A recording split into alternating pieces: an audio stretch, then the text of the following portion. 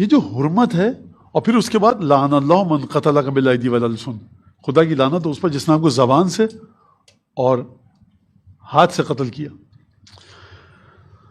یہ بچوں کو سمجھائیے آپ کہ میں نے کئی دفعہ کہا ہے بڑا اہم مسئلہ ہے یہ. اگر نعرہ حیدری لگتا ہے تو اس طرح سے جواب میں یادی نہ کہا جائے کہ کسی صوفی بزرگ درویش کے عرس کا نعرہ لگ رہا ہے. خوب توجہ کیجیے گا، فرش اعضاء کی طہارت فرش اعضاء کی طہارت ہے. یہ میں یہاں پر الحمد نہیں لگتا. خوب توجہ کیجیے گا، وقار کے ساتھ، تہذیب کے ساتھ، تمیز کے ساتھ. ابو الفضل عباس کو دیکھا ہے زینب کے خیمے میں کیسے جاتے ہیں؟ ابو الفضل عباس کو دیکھا حسین ابن علی کے پاس کیسے حاضر ہوتے ہیں؟ آپ کی میری اوقات ہے کیا؟ قدموں کی خاک ہیں؟ نہیں سرکار، ذوالجناح کے قدموں کی خاک نہیں ہے. اوقات میرا ہے ہر انسان. جو شاعر قصیدہ خان، خوب ہمیشہ کہا ہے میں نے، ہر سال کہا ہے اور کہتا رہوں گا، کہ جو کسی صوفی درویش عارف کو اس مرحلے پر لے آئے کہ وہ سمجھنے لگے ابو الفضل عباس سے بالش دو بالش کا فاصلہ ہے، واللہ خدا کی قسم یہ وہ شخص ہے جو ابو الفضل عباس کو اپنی زبان سے قتل کر رہا ہے. تم اس نجاست کو لا رہے ہو امام باڑے میں. کسی نے ڈونر نے، وہ ڈونر بھی پگلا، 4 روپے کے آ گئے، 9 دولتیوں کے پاس اپنی اوقات بھول گئے. اب پھدک کر اچھل کر دائرے تطہیر میں قدم رکھنا چاہ رہے ہو. اوقات میں رہو، اپنی پیسہ خرچ کرو وہاں پر کہ جہاں مادر گرامی سید الشہداء خوش ہو. آپ کو جس نے پیسہ دیا آپ گنگنانے لگے. کسی صوفی قلندر درویش کی اوقات کیا ہے ابو الفضل عباس کے سامنے؟ سرکار کے زہیر ابن قین کے بالوں پر جھڑ چکے ہیں، مسلم ابن اوسجہ کے بالوں پر جھڑ چکے ہیں. بریر کی حیثیت نہیں ہے یہاں پر عابس ابن شبیب شاکری کی حیثیت نہیں ہے. یہاں پر شہداء کربلا جو رسول خدا کے گھرانے سے باہر کے ہیں ان کی حیثیت نہیں ہے ابو الفضل عباس کے سامنے.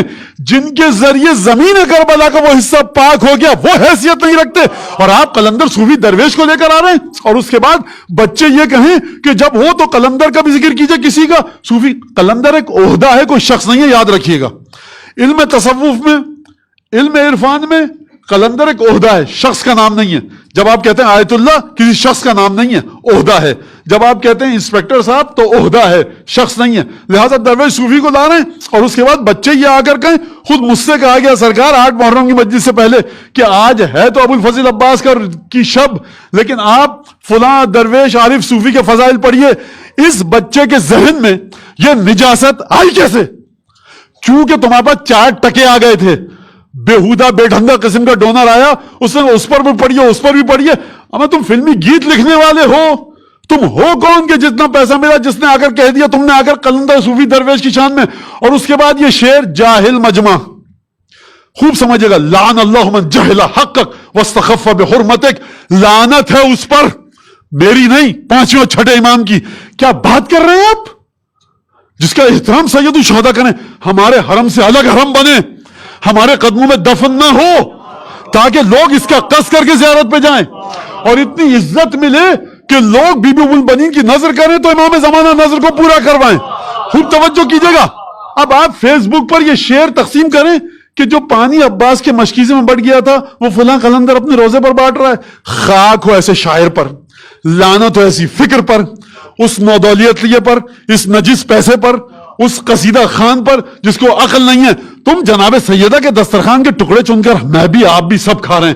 خوب توجہ کیجئے گا اس بات کو. مانا کس کی طرف آپ کا اشارہ تھا؟ شخص میں اپنے نہ دل میں لاتا ہوں نہ میرے دماغ میں. کوئی بھی ان صفات پر پورا اترے اس کے ساتھ ہماری مخالفت ہے. ہماری کیا 5 اور 6 امام کی. مت سنیے بچہ اگر آپ کا ایسے قصیدے سن رہا ہے، بیٹا یہ شعر غلط ہے. ہم نہیں کہہ رہے کہ آپ برے الفاظ استعمال کیجئے اس قصیدہ خان کے لیے. الفاظ دیکھیے کیا ہیں، چھانیے اس کو. کہاں جا رہے ہیں آپ سرکار؟ کس جگہ پر جا رہے ہیں؟ لعن اللہ اس کا مطلب یہ ہے کہ نگاہ امامت دیکھ رہی تھی کہ کل ابو الفضل عباس کے ساتھ لوگوں کو جوڑا جائے گا. چاہے کسی آیت اللہ کو جوڑو، کسی آیت اللہ العظمیٰ کو جوڑو. آیت اللہ العظمیٰ کی اوقات نہیں ہے نالین ابو الفضل عباس. اگر آیت اللہ العظمیٰ اپنے امامے سے نالین کی مٹی صاف کریں تو دل بند ہو جائے گا. میں نے ایک جگہ مجلس میں کہا، لوگوں نے کہا مولانا مذہبی طبقہ ناراض ہو گیا. یہ مذہبی طبقہ 2 رکعت اٹھک بیٹھک کر کے رمضان کے کچھ فاقے کر کے سمجھتا ہے ابو الفضل عباس کو سمجھے گا؟ یہ مذہبی طبقہ اپنے آپ کو سمیٹے جائے یہاں سے. تم لوگ ہو کون میاں؟ اوقات میں رہو، دائرے میں رہو اپنے. آپ سمجھیے اس بات کو. آپ قرق کر دیجئے، قدغن کر دیجئے، کارڈن آف کیجئے اس بات کو. چادر اس لیے نہیں لپیٹی گئی تھی کہ رسول خدا کو نہیں پتا تھا پنجتن کون ہے. چادر اس لیے لپیٹی گئی تھی کہ قیامت تک کے لیے کارڈن آف کر دیا جائے، نہ یہاں سے کوئی باہر نکلے نہ کوئی اندر آئے۔ ایک چیز غلطی کا ازالہ کر لیجئے، ہم کسی صوفی درویش عارف کے مخالف نہیں ہیں۔ ہر وہ ہستی کہ جس نے اپنے اشعار میں مولا کائنات کی مدح کی، ہم اس کی تعریف کرتے ہیں، ہم اس کے آگے سر جھکائیں گے، اس کے لیے فاتحہ پڑھیں گے، دعائے مغفرت کریں گے، قابل احترام ہمارے لیے کیا پنجتن کے لیے، ہم اس کے مخالف نہیں ہیں سرکار، لیکن ہم اس بات کے مخالف ہیں۔ دو انحرافات ہیں آج کل، ایک انحرافات اپنے مراجع کو، اپنے علماء کو ائمہ کے برابر لانا، منحرف ہے، گمراہ ہے، خود بھی گمراہ ہے، دوسروں کو بھی گمراہ کر رہا ہے۔ آپ یہ مت سمجھیں امامہ سر پہ ہے تو میں حمایت کروں گا، نہیں، وہ مرجع تقلید اس لیے ابو الفضل عباس کے برابر، کیا مرجع تقلید ہے کہاں؟ یہاں پہ کسی کی دال نہیں گلتی سرکار، ابو الفضل عباس کی بات ہو رہی ہے۔ اور دوسرا انحراف کیا؟ صوفیوں کو، درویشوں کو، عرفا کو کس کے برابر لانا؟ ابو الفضل عباس کے برابر۔ جو ابو الفضل عباس کے مشکیزے میں پانی بچا تھا وہ فلاں عارف صوفی درویش بانٹ رہا ہے، کس حدیث میں آیا یہ؟ مقامات کو رکھیے اپنے مقام پر، خوب توجہ کیجیے گا اس بات پر۔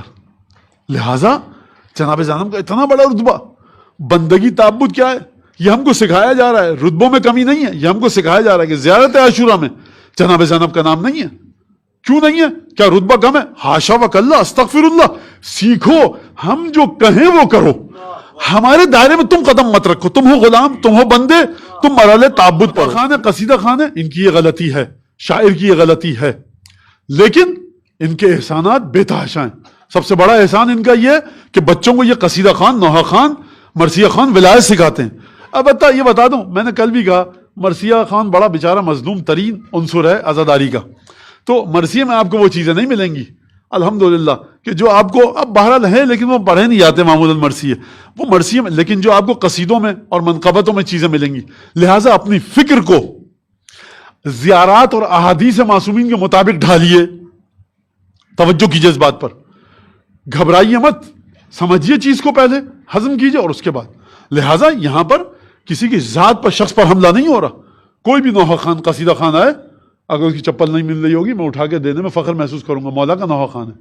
لیکن سرکار یہ آپ نے شعر کہا یہ غلط ہے، یہ آپ نے جملہ کہا یہ غلط ہے، یہ حدیث سے ٹکرا رہا ہے۔ چلیے دوبارہ اسی مرحلے پر عزاداری کے نوحوں کے قصیدوں کے 50 60 70 سال پہلے، کہ جہاں پر آغاز ہوتا تھا رسول خدا سے اور اختتام ہوتا تھا مولا عباس پر، بی بی زینب پر، امام زمانہ پر۔ سمجھیے اس بات کو، اگر اس جگہ پر طہارت کی بجائے نجاست آ گئی تو پھر کوئی بھی جگہ نہیں بچے گی کہ جہاں سے آپ طہارت حاصل کر سکیں۔